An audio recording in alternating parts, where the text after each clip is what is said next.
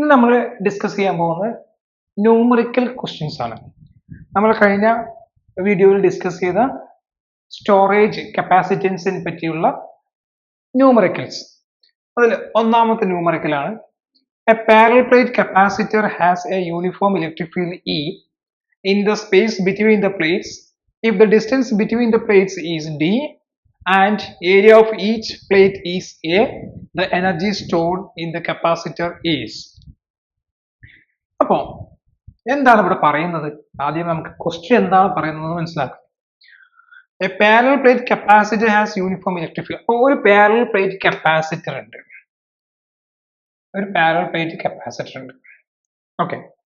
അപ്പൊ അതില് uniform electric field, parallel plate capacitor has a uniform electric field. അതിൽ uniform electric field ഉണ്ട്, അതിൽ യൂണിഫോം ഇലക്ട്രിക് ഫീൽഡ് ഉണ്ട് എന്ന് വിചാരിക്കുക.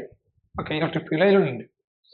In the space between the plates, ആ പ്ലേറ്റിന്റെ ഇടയ്ക്ക് parallel plate capacitor electric field ഉണ്ട്. ഇലക്ട്രിക് ഫീൽഡ് നമുക്ക് അവിടെ ഉണ്ട്. If the distance between the plates is D, ഈ രണ്ട് പ്ലേറ്റുകൾക്കിടയിൽ ഉണ്ടാകുന്ന ഡിസ്റ്റൻസ് എന്ന് പറയുന്നത് നമുക്ക് ഡി ആണ്. ഓക്കെ, ഡിസ്റ്റൻസ് ഡി, നമുക്ക് ഡിസ്റ്റൻസ് ഡി ആക്കി എടുക്കാം. ഇലക്ട്രിക് ഫീൽഡ് ഉണ്ട്, ഇലക്ട്രിക് ഫീൽഡ് ഇ ആണ്, പ്ലേറ്റുകൾക്കിടയിൽ ഡിസ്റ്റൻസ് ഡി ആക്കി എടുക്കാം. And area of each plate is A. അപ്പോൾ അതിൽ ഏരിയ എന്ന് പറഞ്ഞ് ഈ പ്ലേറ്റിന്റെ ഏരിയ എന്ന് പറഞ്ഞ് നമുക്ക് ഡി എ ആക്കി എടുക്കാം. Okay, in the energy store in the capacitor is, അങ്ങനെയാണെങ്കിൽ ഇവിടെ ഉണ്ടാവുന്ന എനർജി സ്റ്റോർ എത്രയാണ്? ഓക്കെ, അപ്പൊ ഡിസ്റ്റൻസ് തന്നിട്ടുണ്ട്, ഏരിയ തന്നിട്ടുണ്ട്, എനർജി സ്റ്റോർ യു ആണ് കണ്ടുപിടിക്കേണ്ടത്. ഓക്കെ, നമുക്കറിയാം ഒരു പാരലൽ പ്ലേറ്റ് കപ്പാസിറ്ററിന്റെ എനർജി സ്റ്റോർ ചെയ്യാനുള്ള ഇക്വേഷൻ എന്ന് പറയുന്നതാണ്. നമുക്ക് സിമ്പിൾ ആയിട്ട് അറിയാം, നമ്മൾ കഴിഞ്ഞ ഡെറിവേഷൻ നമ്മൾ ഡിസ്കസ് ചെയ്തതാണ്. എന്നാൽ equation U equal to 1/2 CV², നമ്മുടെ ജനറൽ ഇക്വേഷൻ. ഒരു പാരലൽ പ്ലേറ്റ് കപ്പാസിറ്ററിൽ എനർജി സ്റ്റോർ ചെയ്യുന്നത് കാണാനുള്ള ഇക്വേഷൻ, സിമ്പിൾ ആയിട്ട് ഇക്വേഷൻ എന്ന് പറയുന്നത് U ഈക്വൽ 1/2 CV² എന്നാണ്. ഓക്കെ, നമുക്ക് ഇനി എന്ത് ചെയ്താൽ മതി? സി എന്നൊരു ഇക്വേഷൻ, സിക്കുള്ള വാല്യൂ കണ്ടുപിടിക്കണം, വിക്കുള്ള വാല്യൂ നമ്മൾക്ക് കണ്ടുപിടിക്കണം. ഓക്കെ, അപ്പൊ അങ്ങനെയാണെങ്കിൽ നമുക്ക് ഇതിനെ ഇക്വേഷൻ നമ്പർ 1 എന്ന് കൊടുക്കാം. ഇക്വേഷൻ നമ്പർ 1 കൊടുക്കാം. ഓക്കെ, ഇനി ഒരു പാരലൽ പ്ലേറ്റ് കപ്പാസിറ്റർ കാണാനുള്ള ഇക്വേഷൻ എന്താ? കപ്പാസിറ്റൻസ് കാണാനുള്ള ഇക്വേഷൻ എന്താ? C equal to A ε0 divide by d എന്നാണ് നമ്മുടെ ഇക്വേഷൻ. A ε0 / d എന്നാണ് ഒരു പാരലൽ പ്ലേറ്റ് കപ്പാസിറ്റർ കാണാനുള്ള ഇക്വേഷൻ എന്ന് പറയുന്നത്. ഓക്കെ, ഇനി നമുക്ക് കണ്ടുപിടിക്കേണ്ടത് എന്താണ്? നമുക്കൊരു ഇക്വേഷൻ അറിയാം, ഇലക്ട്രിക് ഫീൽഡ് കാണാനുള്ള equation E is equal to V/d എന്നൊരു ഇക്വേഷൻ. ഇലക്ട്രിക് ഫീൽഡ് കാണാനുള്ള electric field E is equal to potential difference divide by പ്ലേറ്റുകൾക്കിടയിലുള്ള ഡിഫറൻസ്, അതാണ് potential divide by difference. Then ഇതിൽ നിന്ന് നമുക്ക് എന്ത് കാണാം? V is equal to E into d എന്നൊരു ഇക്വേഷൻ കാണാം. ഓക്കെ, അപ്പോ ഇക്വേഷൻ നമ്പർ 2 കിട്ടി, ഇക്വേഷൻ നമ്പർ 3 കിട്ടി. അപ്പൊ എന്ന് വെച്ചാൽ സിയും കിട്ടി, നമുക്ക് വിയും കിട്ടി. ഇനി എന്ത് ചെയ്യണം? സബ്സ്റ്റിറ്റ്യൂട്ട് ചെയ്യണം. എവിടെ സബ്സ്റ്റിറ്റ്യൂട്ട് ചെയ്യണം? Substitution, substitute equation number 2 and 3 in equation number 1. രണ്ടാമത്തെ ഇക്വേഷനും മൂന്നാമത്തെ ഇക്വേഷനും 1ൽ സബ്സ്റ്റിറ്റ്യൂട്ട് ചെയ്യാം. അപ്പൊ എന്ത് കിട്ടും? U is equal to 1/2. What is the value of C? C is equal to A ε0 divided by D into എന്താണ്? V ആണ്, V സ്ക്വയർ ആണ്. അപ്പൊ എന്ത് വരും? E സ്ക്വയർ D സ്ക്വയർ എന്ന് വരും. അതില് ഡിയും ക്യാൻസൽ ആയി പോകും, ഡിയും ക്യാൻസൽ ആയി പോകും. അപ്പോ U is equal to എന്ത് കിട്ടി? 1/2 A ε0 E സ്ക്വയർ D എന്നൊരു ഇക്വേഷൻ കിട്ടും. ഈ 1/2 A ε0 E square D, 1/2 A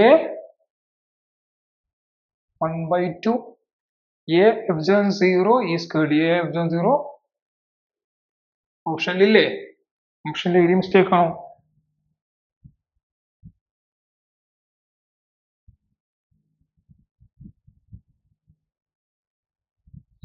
ഓപ്ഷനിൽ കാണാനില്ല, നമുക്ക് ഇതാണ് ആൻസർ വരിക.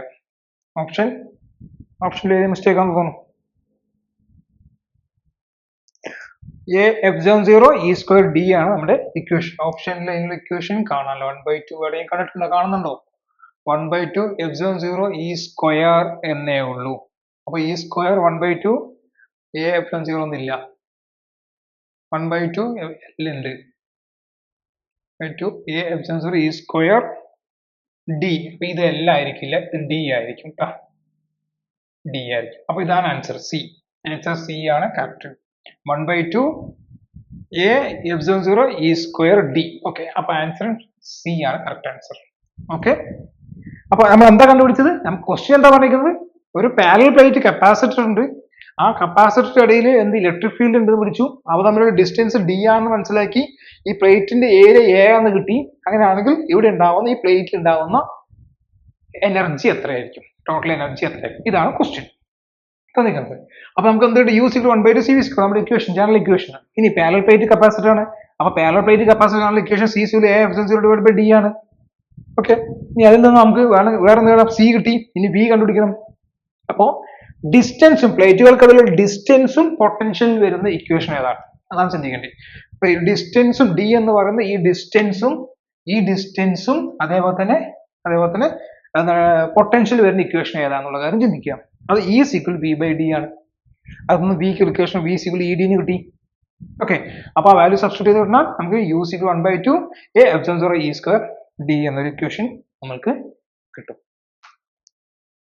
ഓക്കെ, നമ്മുടെ രണ്ടാമത്തെ ക്വസ്റ്റ്യൻ ആണ്. A metallic sphere of radius 18 centimeter has been given a charge of 5 into 10 raised to minus 6 coulomb. The energy of the charged conductor is. The metallic sphere of radius 18 centimeter. Metallic sphere. ഒരു metallic sphere നമുക്ക് consider ചെയ്യുകയാണെങ്കിൽ metallic sphere ആണ്. ആ metallic സ്ഫിയറിന്റെ radius എന്ന് പറയുന്നത് 18 centimetre ആണ്. Centimetre has been given A charge of 50. അപ്പൊ ഇതിന് ഇവിടെ ഒരു ചാർജ് എവിടെയോ വെച്ചിട്ടുണ്ട്. 5 into 10 raised to minus 6 coulomb എന്ന് പറയുന്ന ചാർജ് അവിടെയുണ്ട്. The energy of charge conductor. ഈ കണ്ടക്ടറിന്റെ എനർജി എന്തായിരിക്കും? അതാണ് ക്വസ്റ്റ്യൻ. ഓക്കെ, അപ്പോൾ ഒരു സ്ഫിയർ കണ്ടുപിടിച്ചിട്ടുണ്ട്. ആ സ്ഫിയറിന്റെ റേഡിയസ് തന്നിട്ടുണ്ട്. അപ്പൊ നമുക്ക് റേഡിയസ് ആർ സിക്വൽ നമുക്ക് എങ്ങനെ എഴുതാം? Radius R equal to 18 centimetre എന്ന് എഴുതാം. That means 18 into 10 raised to minus 2 meter എന്ന് എഴുതാം. ഇനി Q, charge Q equal to 5 into 10 raised to minus 6 coulomb എന്ന് എഴുതാം. ഇപ്പൊ ഗിവൻ പോയിന്റ്സ് നമുക്ക് റേഡിയസും ചാർജ് തന്നിട്ടുണ്ട്. ഒരു മെറ്റാലിക് സ്ഫിയർ ആണെന്ന് പറഞ്ഞിട്ടുണ്ട്. ഓക്കെ, അങ്ങനെയാണെങ്കിൽ നമുക്ക് ആ മെറ്റാലിക് സ്ഫിയറിന്റെ എനർജി സ്റ്റോർ എത്രയാണ്, അല്ലെങ്കിൽ energy charge, energy of the charge കണ്ടക്ടറിൽ ഉണ്ടാവുന്ന എനർജി എത്രയായിരിക്കും എന്നുള്ളതാണ്. അങ്ങനെ എനർജി എന്ന് പറയുമ്പോൾ എനർജി സ്റ്റോർ ചെയ്ത എനർജി എത്രയായിരിക്കും? ഓക്കെ, അതാണ് നമ്മുടെ ക്വസ്റ്റ്യൻ. ഓക്കെ, അപ്പൊ അതിൽ എത്ര എനർജി സ്റ്റോർ ചെയ്യും എന്നുള്ളതാണ്. ഒരു മെറ്റാലിക് സ്ഫിയർ, ഒരു സ്ഫിയറിന്റെ കപ്പാസിറ്റൻസ് കാണാനുള്ള ഇക്വേഷൻ സി ഈക്വൽ, സ്ഫിയറിന്റെ കപ്പാസിറ്റൻസ് കാണാനുള്ള equation C equal to 4πε0 r എന്നാണ്. ഇത് ഇമ്പോർട്ടന്റ് ആയിട്ടുള്ള ഒരു ഇക്വേഷൻ ആണ് പഠിച്ചിരിക്കുന്നത്. ഒരു സ്ഫിയറിന്റെ കപ്പാസിറ്റൻസ് കാണാനുള്ള equation C equal to 4πε0 r എന്നാണ്. r എന്ന് പറഞ്ഞാൽ സ്മോൾ ലെറ്റർ, അപ്പൊ നമുക്ക് റേഡിയസ് തന്നെയാണ്, ക്യാപിറ്റൽ ലെറ്റർ ആണെന്ന് എടുക്കാം. ഓക്കെ, ഇനി സി നമുക്ക് കിട്ടി. നമുക്ക് ഇതാ നമ്മുടെ ഇക്വേഷൻ സി കിട്ടി. നമുക്ക് എനർജി കാണുന്ന ഇക്വേഷൻ യു ഈക്വൽ ടു, നമുക്ക് കുറെ ഇക്വേഷൻസ് ഉണ്ട് അല്ലെ. നമുക്ക് ഇക്വേഷൻസ് ഏതൊക്കെയുണ്ട്? U equal to 1/2 cv square എന്നൊരു ഇക്വേഷൻ ഉണ്ട്. യു ഈക്വൽ ടു 1/2 qv എന്നൊരു ഇക്വേഷൻ ഉണ്ട്. U equal to q square divide by 2c എന്നൊരു ഇക്വേഷൻ ഉണ്ട്. ഇവിടെ നോക്കൂ, ഇതിൽ യു ഈക്വൽ 1/2 cv സ്ക്വയർ ആണ്. അപ്പൊ സിയും കിട്ടണം വിയും കിട്ടണം അല്ലെ. യു ഈക്വൽ ടു 1/2 qv ആണ്. ക്യൂവും കിട്ടണം വിയും കിട്ടണം. നമുക്ക് ഇവിടെ ക്യൂ ഉണ്ട്, വി ഇല്ല, സിയും ഇല്ല. സി നമുക്ക് കിട്ടിയാലും സി കണ്ടുപിടിക്കാം, പക്ഷെ എന്തില്ല? വി ഇല്ല. ഇനി U equal to q square divide by 2c എന്നൊരു ഇക്വേഷൻ ഉണ്ട്. ഇവിടെ q നമുക്ക് തന്നിട്ടുണ്ട്, ഇതാണ്. സി നമുക്ക് ഇതൊന്നും കണ്ടുപിടിക്കാം. അപ്പൊ നമ്മുടെ ജനറൽ ഇക്വേഷൻ ഏതാക്കി എടുക്കാം? നമുക്ക് q Q square divide by 2c എന്നുള്ളതാണ് നമ്മുടെ ജനറൽ ഇക്വേഷൻ. ഓക്കെ, അപ്പൊ ആദ്യം നമുക്ക് എന്ത് കണ്ടുപിടിക്കാം? സി കണ്ടുപിടിക്കാം. C is equal to 4πε0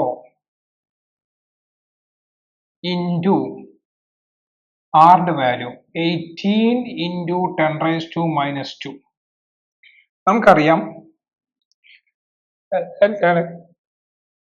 1/4πε0ന്റെ value 9 into 10⁻⁹ ആണ്. അങ്ങനെയാണെങ്കിൽ 4πε0ന്റെ വാല്യൂ എന്ന് പറയുന്നത്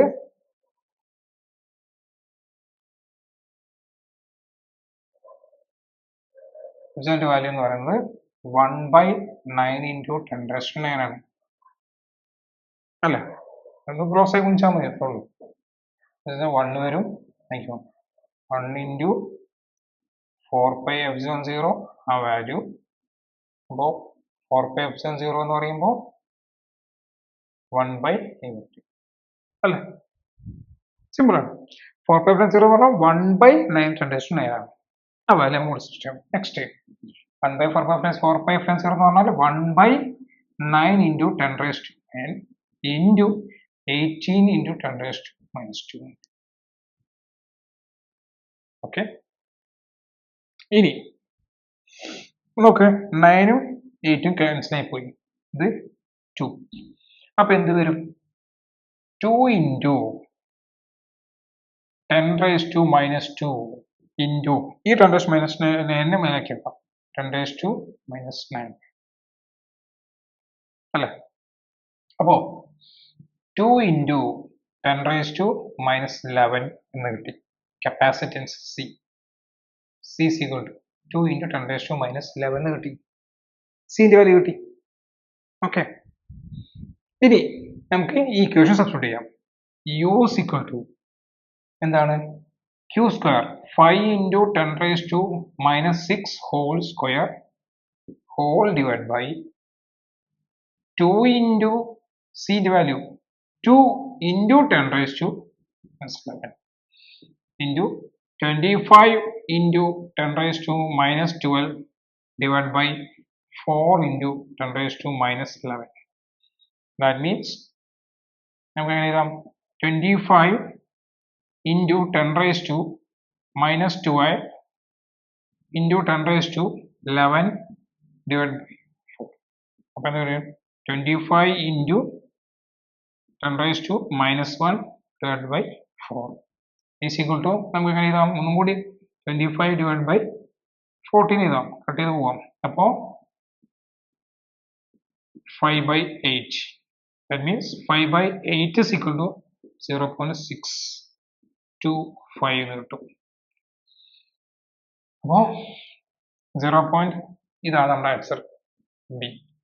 0.625 ആണ് നമ്മുടെ ആൻസർ. 0.625 ആണ് നമ്മുടെ ആൻസർ. ഓക്കെ, അപ്പൊ അതിൽ ശ്രദ്ധിക്കേണ്ട കാര്യം, ക്വസ്റ്റ്യൻ എന്താണെന്ന് മനസ്സിലാക്കണം. ഒരു മെറ്റാലിക് സ്ഫിയർ ഓഫ് റേഡിയസ് ആണ്, ഒരു മെറ്റാലിക് സ്ഫിയർ ആണ് കൊടുത്തിരിക്കുന്നത്.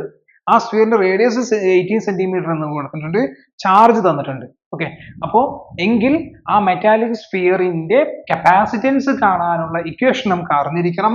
ആ ഇക്വേഷൻ ആണ് 4πε0r എന്ന് പറയുന്നത്. 4πε0r എന്ന് പറഞ്ഞ ഇക്വേഷൻ തന്നിട്ടുണ്ട്. അതിൽ സി കിട്ടും. ഇനി നമുക്കറിയാവുന്ന 2-3 ഇക്വേഷൻസ് ഉണ്ട് കപ്പാസിറ്റൻസ് എനർജി കാണാനുള്ള ഇക്വേഷൻ. ഈ ഇക്വേഷനിൽ ഏതാണ് ചൂസ് ചെയ്ത ഇക്വേഷൻ? നമുക്ക് ഏത് ചൂസ് ചെയ്യാൻ പറ്റും? നമുക്ക് തന്നിരിക്കുന്ന ഗിവൻ പോയിന്റുകളിൽ നിന്നും മാച്ച് ആയിട്ടുള്ള ഏതാണ് ഇക്വേഷൻ ചൂസ് ചെയ്യുക. ഇവിടെ മാച്ച് ആയത് ഏതാണ്? U = Q²/2c ആണ്. അത് വെച്ച് നമുക്ക് സോൾവ് ചെയ്യുകയാണെങ്കിൽ 0.6 കിട്ടും. 0.6 ജൂൾ ആണ് നമ്മുടെ ആൻസർ എന്ന് പറയുന്നത്. ഓക്കെ.